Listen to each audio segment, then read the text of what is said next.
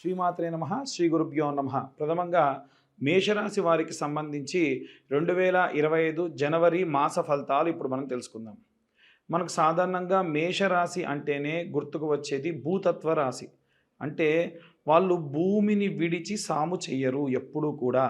కాబట్టి వీరి యొక్క లక్షణాలను బట్టి ఈ సంవత్సరంలో వారికి ఎదురయ్యేటువంటి, ఈ మాసంలో వారికి ఎదురయ్యేటువంటి పరిస్థితులేంటి, ఎలా వాటిని అధిగమించాలనేటువంటి విషయాన్ని కూడా ఇప్పుడు మనం తెలుసుకుందాం.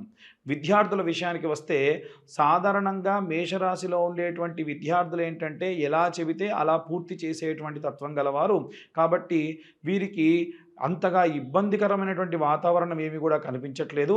అయినప్పటికీ గోచార రీత్యా మనం చూసుకున్నట్టయితే వీరు చదివేటువంటి ప్రదేశంలో కానీ, వీరు నివాసం ఉంటున్నటువంటి ప్రదేశంలో కానీ వాతావరణ రీత్యా కుటుంబంలో ఉన్నటువంటి ఇబ్బందుల వల్ల పిల్లలు కాస్త అధికంగా చదువు పట్ల శ్రద్ధ చూపలేకపోవచ్చు. కాబట్టి తల్లిదండ్రులు ఎవరైనా సరే మీ పిల్లలు మేషరాశిలో ఉన్నటువంటి గ్రహజాతకులైతే కనుక వారి చదువు పట్ల కాస్త జాగ్రత్త వహించండి.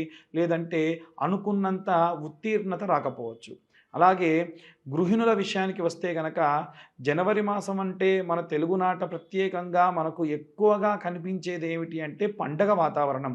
కాబట్టి ఈ సమయంలో వీరు అగ్నితత్వ రాశికి సంబంధించినటువంటి వారు కూడా అని మనం మాట్లాడుకుంటూ ఉన్నాం. కాబట్టి భూతత్వ రాశి అగ్నితత్వ రాశికి కాంబినేషన్గా మనకు ఈ యొక్క మేషరాశి వారిని ఎక్కువగా మనం మాట్లాడుకుంటాం. కాబట్టి అగ్ని వల్ల ఏమైనా ఇబ్బందులు కలిగేటువంటి పరిస్థితి ఈ యొక్క గృహిణులకు ఉన్నటువంటి అవకాశం ఉంది.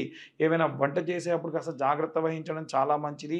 ఇక ఉద్యోగస్తుల విషయానికి వస్తే ఎప్పటి నుంచో వేసుకున్నటువంటి ప్రణాళికలు ఏవైతే ఉన్నాయో అవి ఇప్పుడు సఫలీకృతం అవుతాయి. కాస్త ఆచితూచి ఖర్చు పెట్టండి. మీకు వచ్చేటువంటి ఆదాయము బాగానే ఉన్నప్పటికీ ఖర్చు వల్ల ఇబ్బంది పడేటువంటి అవకాశం అధికంగా ఉంది. వ్యాపారస్తుల విషయంలో కూడా ఇలాంటి పరిస్థితే మనం అధికంగా చూస్తూ ఉన్నాము. వ్యాపారస్తులకు వారి యొక్క వ్యాపార స్థలం వల్ల లాభం వచ్చినప్పటికీ జరిగేటువంటి పరిస్థితుల వల్ల ఖర్చు అధికమయ్యేటువంటి అవకాశం ఉంది. ఎట్టి పరిస్థితుల్లో పెట్టేటువంటి ఖర్చుని కాస్త అధిగమించి కాస్త ఖర్చుని జాగ్రత్తగా చూసుకోవడం మంచిది. ఇక వివాహం కోసం చూస్తున్న వాళ్ళు కొంతమంది ఉంటూ ఉంటారు. వివాహం కోసం చూస్తున్నటువంటి వారు మీ యొక్క పెద్దలను విషయం విని, మీ పెద్దల మాట విని, వాళ్ళు ఎవరైతే సంబంధం తెచ్చారో వారి యొక్క మాటను విని మీరు కానీ ముందుకు వెళ్తే ఖచ్చితంగా సక్సెస్ అవుతారు. వీరు చూసినటువంటి సంబంధం బాగుంటుందా, నా జీవితకాలం అంతా ఎలా ఉంటాను, ఇలాంటి ఆలోచనలు అక్కర్లేదు. ఖచ్చితంగా మీరు మీ జాతక విషయంలో ఉన్నటువంటి గోచార రీత్యా ఇప్పుడు కానీ ఎవరైనా వివాహం కోసం చూస్తే మంచి సఫలీకృతమైనటువంటి వాతావరణమే అధికంగా కనిపిస్తూ ఉంది. ఇక ప్రత్యేకంగా ఎవరైనా సరే సినీ రాజకీయ రంగాల వారు ఎవరైనా ఉంటే కనుక ఎక్కువ శాతము ఒక మనిషిని నమ్మి సినిమాల్లో కానీ రాజకీయాల్లో కానీ ముందుకెళ్తూ ఉంటారండి. అందుకే చూడండి వీళ్ళకు పిఏలు పిఆర్ఓలు ఉంటారు. కాబట్టి మీరు వారు తీసుకున్నటువంటి నిర్ణయాన్ని క్రాస్ చెక్ చేయాలి, ఎప్పటికప్పుడు చూసుకోవాలి. మీ దగ్గర ఉన్నటువంటి లక్షణం ఏంటంటే మీ రాశివారు గుడ్డిగా నమ్మేస్తారు, అతను చెప్పాడంటే వెళ్ళిపోవచ్చు అని. అలా కాకుండా ఉండాలి అంటే కనుక ఖచ్చితంగా ఈ సినీ రాజకీయ రంగాల్లో ఉన్నవారు వారు ఇచ్చినటువంటి ఏదైనా మీకు షెడ్యూల్ ఉంటే ఆ షెడ్యూల్ మొత్తాన్ని కూడా మళ్ళీ క్రాస్ చెక్ చేసి ముందుకెళ్ళడం వల్ల మంచి ఫలితాలు పొందుతారు. తెలవకుండా ఇబ్బంది పడే అవకాశం ఉంటుంది గుడ్డిగా నమ్మి వెళ్ళిపోతే.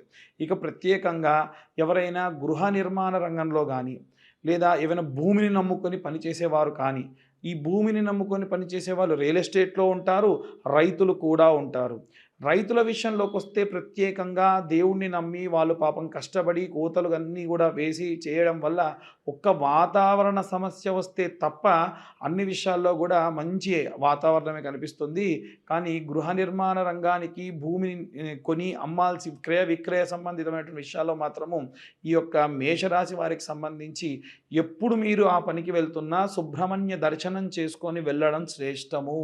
లేకుంటే చాలా చాలా ఇబ్బంది పడేటువంటి అవకాశం ఉంటుంది. మీరు ఏదైనా సరే ఒకవేళ దేవుడి దర్శనం చేసుకొని వెళ్ళిన తర్వాతకి కూడా పని ఆగిపోయినా మీ మంచికే జరిగిందని అనుకోవాలి. ఇక ఎవరైనా సరే కోర్టు వ్యవహారాల్లో గనక ఇబ్బంది పడుతూ కోర్టుకు చుట్టూ తిరుగుతూ ఆ కోర్టు కేసులు అవ్వట్లేదు అంటే గనక దయచేసి మీరు అమ్మవారి యొక్క దర్శనం చేసుకొని వెళ్ళడం మంచిది. ప్రత్యేకంగా ఈ యొక్క రాశి వారికి సంబంధించి కోర్టు వ్యవహారాలకు సంబంధించి తొందరగా రిజల్ట్ వచ్చేటువంటి అవకాశమే అధికంగా కనిపిస్తూ ఉంది. ఇక అన్ని వర్గాల వారికి సంబంధించి ఇంకా ఏవైనా సరే రెమెడీస్ తెలుసుకోవాలన్నా గోచార రీత్యా మేము చెప్పినటువంటివన్నీ కూడా జరుగుతాయి. ఇంకా ఏవైనా తెలుసుకోవాలి, వారి పర్సనల్గా వారి జాతకం అంతా తెలుసుకోవాలి అంటే కింద కనిపించే నెంబర్కి కాల్ చేయొచ్చు. ఇక ఈ జనవరి మాసంలో సినీ రాజకీయ రంగాల వారి దగ్గర నుంచి విద్యార్థులు, గృహిణులు ఎలాంటి రెమెడీస్ పాటించాలో ఇప్పుడు మనం తెలుసుకుందాం. మనకి ఈ యొక్క జనవరి మాసంలో ప్రత్యేకంగా విద్యార్థులకి, గృహిణులకి, వ్యాపారస్తులకి, సినీ రాజకీయ రంగాల వారికి, వివాహం కోసం ఎదురు చూసే వారికి, కోర్టు గొడవలకు సంబంధించి ఇబ్బందులున్న వారికి కాను, అలాగే ఏవైనా గృహ నిర్మాణ కార్యక్రమాలు చేసేవారు ఎవరైనా ఉంటే వారికి సంబంధించి ప్రత్యేకమైనటువంటి గ్రహస్థితి వల్ల మనకి బుధాదిత్య యోగం కానీ, అలాగే జనవరి మాసంలో జరిగేటువంటి గ్రహ సంచారాన్ని బట్టి మార్చి వరకల్లా వచ్చేటువంటి షష్టగ్రహ కూటమి, చతుర్గ్రహ కూటమి వల్ల వచ్చేటువంటి ఎన్నో రకాలైనటువంటి మార్పుల వల్ల మనం కొన్ని రెమెడీస్ చేసుకోవడం చాలా చాలా ఉత్తమం.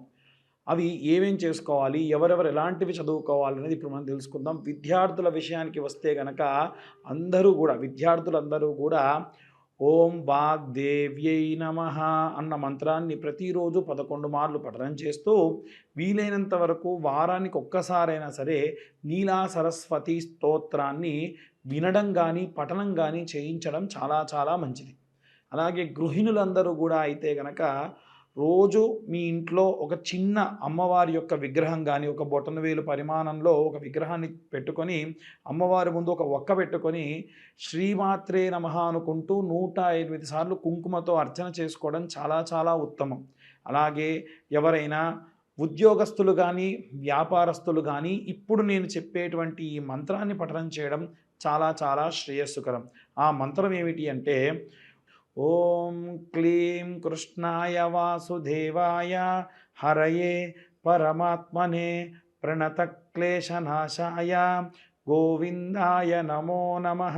ఈ మంత్రాన్ని ఈ యొక్క ఇంట్లో ఉన్న వారందరూ కూడా ఎవరైతే వ్యాపారంలో ఉన్నటువంటి వారు ప్రత్యేకంగా చేయడం మంచిది.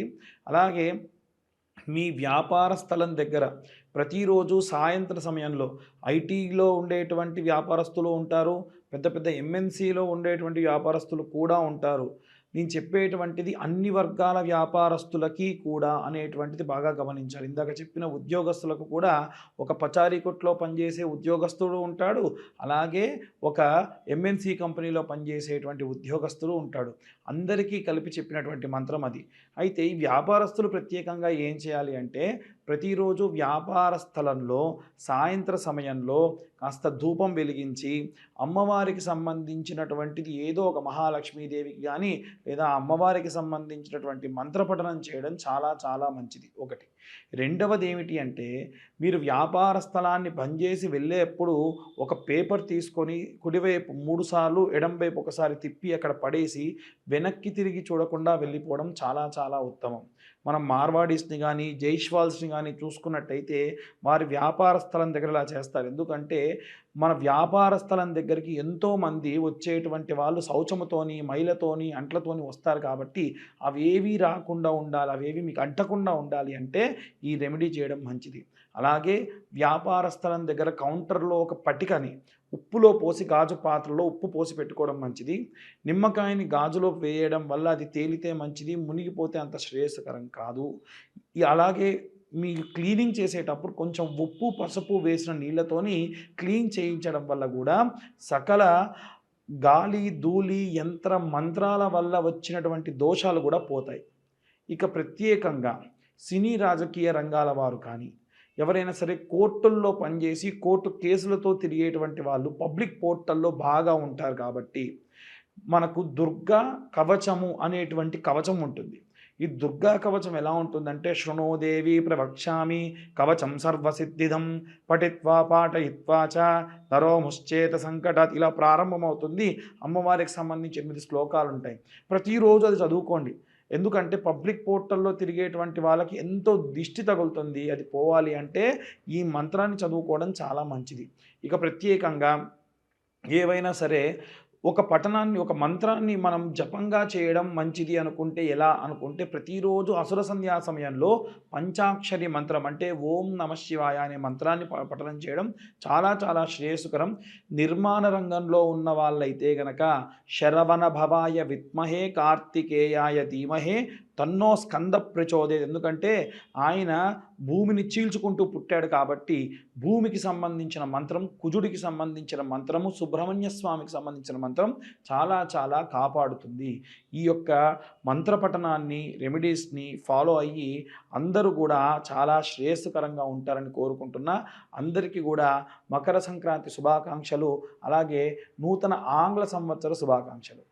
ఎవరైనా సరే జాతకాలకు సంబంధించి ఫోన్ చేస్తూ ఉన్నారు, దయచేసి వాట్సాప్ చేయండి. ఒకవేళ కాల్ చేయదలుచుకుంటే కింద ఇచ్చేటువంటి నెంబర్కి మీరు కాల్ చేయొచ్చు. పూర్తి జాతకాన్ని 60 పేజీల్లో క్యాలిక్యులేషన్స్ చేసి మీకు పంపించి పూర్తిగా మీతోని ఒక అరగంట సేపు మాట్లాడడం జరుగుతుంది. ఈ క్యాలిక్యులేషన్స్కి గాను మాకు కాస్త 3-4 గంటల సమయం పడుతుంది. గతంలో చాలామంది 5,000, 6,000 తీసుకునేవారు ఉన్నారు. కానీ కేవలము రూ. 1,521 మాత్రమే తీసుకుంటూ అందరికీ కూడా ఈ జాతక వసతిని కలిగిస్తూ ఉన్నాము. ఎవరన్నా కావాల్సి ఉంటే కింద కనిపించే నెంబర్కి ఫోన్ ఆర్ వాట్సాప్ చేయగలరని కోరుతున్నాము.